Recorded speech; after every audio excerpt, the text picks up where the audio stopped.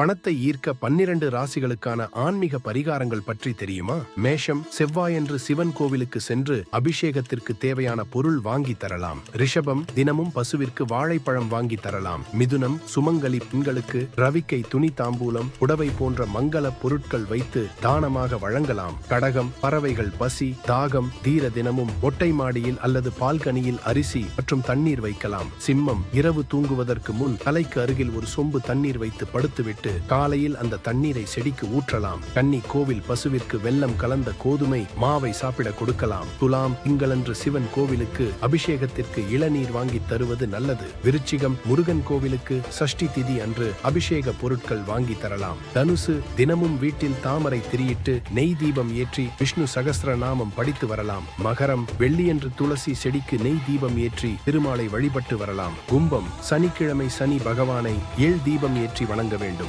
மீனம், வியாழனன்று தட்சிணாமூர்த்திக்கு கொண்டை கடலை மாலையிட்டு வழிபட வேண்டும்.